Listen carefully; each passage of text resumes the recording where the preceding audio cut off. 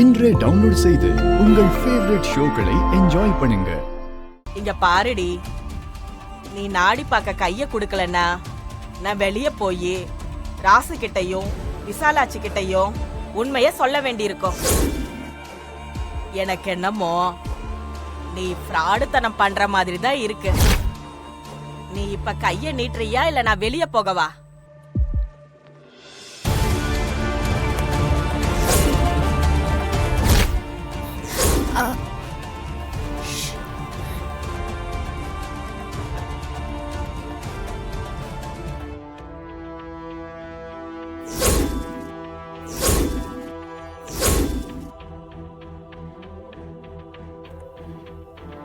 பாட்டி, கைய நீட்டிட்டு தான் இருக்கேன், பார்த்து சொல்லுங்க. பரவாயில்ல, ஒரு முடிவுக்கு வந்துட்ட போல இருக்க.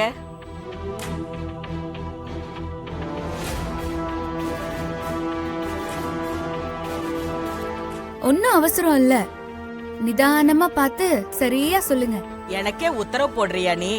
கொஞ்சம் பேசாம இரு, நான் கணிக்கணும்.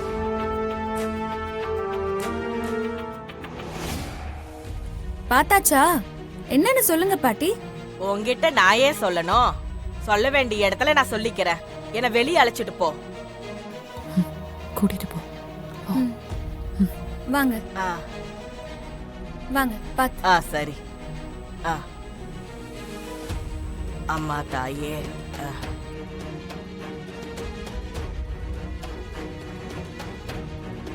சிவா, என்ன மன்னிச்சிடுங்க. இந்த குடும்பத்தோட சந்தோஷத்தை கெடுக்க எனக்கு மனசு வரல. நீங்களும் இந்த குடும்பமும் சந்தோஷமா இருக்க, என் உயிரை கூட கொடுக்க நான் தயாரா இருக்கேன்.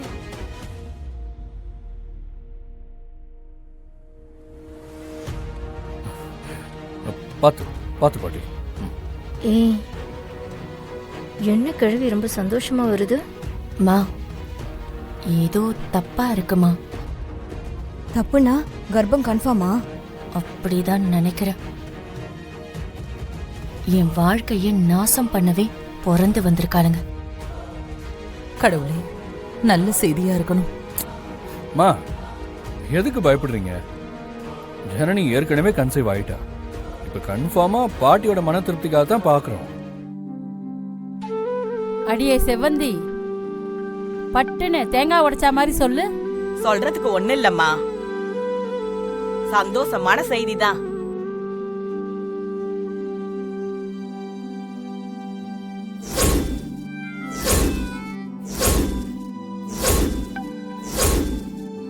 அப்பா, அம்மா, நல்ல செய்தி சொன்னீங்கம்மா.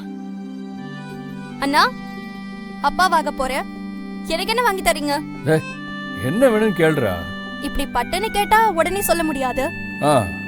காஸ்ட்லியான கிஃப்டா யோசிச்சுட்டு சொல்றேன். யோசிச்சு சொல்ல.